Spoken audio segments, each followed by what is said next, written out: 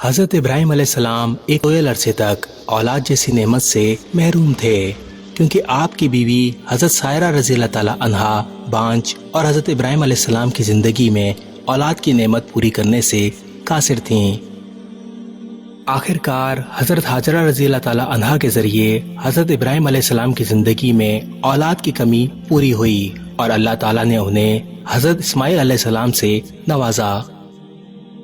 ایسی صورتحال میں حضرت ابراہیم علیہ السلام کی اپنے بیٹے کے ساتھ محبت و اشتیاق میں ایک خاص قسم کی جھلک نمودار ہوتی تھی، کیونکہ آپ علیہ السلام کئی سالوں کے انتظار کے بعد صاحب اولاد ہوئے تھے۔ حضرت اسماعیل علیہ السلام بھی باپ کی ایسی خاص محبت و شفقت کے سائے میں پروان چڑھنے لگے۔ حضرت ابراہیم علیہ السلام نے خواب دیکھا کہ وہ اپنے بیٹے حضرت اسماعیل علیہ السلام کو ذبح کر رہے ہیں۔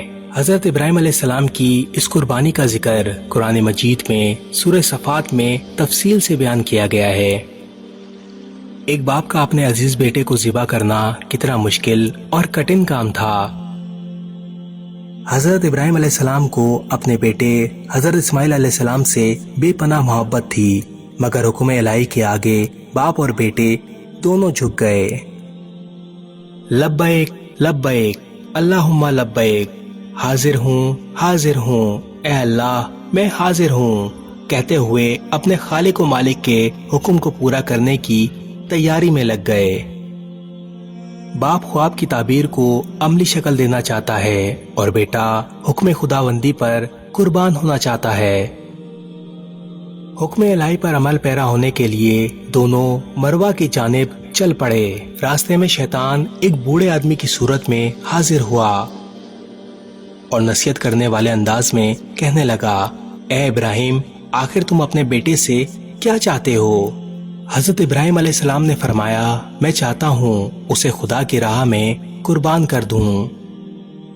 اس شیطان نے کہا، واہ، کیا تم اپنے اس بیٹے کو ذبح کرنا چاہتے ہو جس نے پلک جھپکنے کی دیر کے لیے بھی اپنے خدا کی نافرمانی نہیں کی؟ ابراہیم علیہ السلام نے فرمایا، اللہ نے مجھے اس کا حکم دیا ہے۔ اس شیطان نے کہا، ایسا ہرگز نہیں ہے، بلکہ یہ صرف ایک شیطانی الہام تھا اور شیطان نے ہی تجھے ایسا کرنے کا حکم دیا ہے۔ ابراہیم علیہ السلام برہم ہوئے اور فرمایا، جس نے مجھے مقام نبوت سے ہمکنار فرمایا اسی نے مجھے اس کام کا بھی حکم دیا ہے۔ شیطان نے دوبارہ اپنی تکرار کی تو حضرت ابراہیم علیہ السلام نے اسے پہچان لیا اور اپنے ہاتھ میں کچھ کنکریاں اٹھائیں اور اسے مار کر بھگا دیا، اور حضرت ابراہیم علیہ السلام ایمان کی قوت اور مضبوط عزم کے ساتھ اللہ کے حکم کی تکمیل میں مشغول ہو گئے۔ قربان گاہ پہنچنے کے بعد حضرت ابراہیم علیہ السلام نے اسماعیل علیہ السلام کو پیشانی کے بل لیٹا دیا۔ ابراہیم علیہ السلام نے ایک تیز دار چھری لی اور حضرت اسماعیل علیہ السلام کی گردن پر پھیرنا شروع کی، مگر چھری نہیں چلی۔ دوسری بار پھر چھری پھیری، مگر چھری نہیں چلی۔ اسماعیل علیہ السلام نے کہا، ابا جان، آپ میری محبت کی وجہ سے چھری نہیں چلا رہے، آپ اپنی آنکھوں پر پٹی باندھ لیں اور پھر چھری پھیریں۔ ابراہیم علیہ السلام نے کہا، بیٹا، میں چھری پھیر رہا ہوں پر یہ چھری نہیں چل رہی۔ اللہ اکبر، پوری کائنات اس منظر کو دیکھ کر تھم گئی ہوگی، دریا ٹھہر گئے ہوں گے، پوری کائنات کی سانس تھم گئی ہوگی۔ تیسری بار ابراہیم علیہ السلام نے اپنی آنکھوں پر پٹی باندھی اور تیزی سے چھری پھیرنا شروع کی۔ عین اسی وقت اللہ رب العزت کے حکم سے ایک مینڈا جنت سے لایا گیا اور حضرت اسماعیل علیہ السلام کی جگہ پر رکھ دیا گیا۔ حضرت ابراہیم علیہ السلام نے تیزی سے چھری پھیرتے ہوئے قربانی پوری کی۔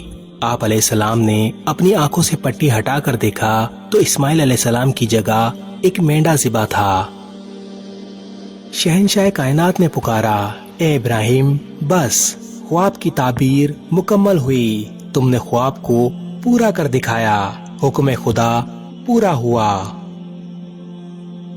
اللہ تبارک و تعالیٰ نے ابراہیم علیہ السلام اور اسماعیل علیہ السلام کی اس قربانی کے واقعے کو تمام امتوں میں زندہ رکھا۔ قیامت تک کے لیے یہ سنت قائم کر دی گئی کہ 10 ذی الحجہ کو قربانی کر کے اپنی جانثاری اور وفاداری کا ثبوت دیں اور اس عظیم الشان واقعے کی یاد کو تازہ رکھیں۔ اللہ تبارک و تعالی تمام مسلمانوں کی قربانی کو اپنی بارگاہ میں قبول فرمائے، آمین۔ اس ویڈیو کو شیئر ضرور کریں، ہو سکتا ہے آپ کے ایک شیئر سے یہ بات کسی کے دل میں اتر جائے۔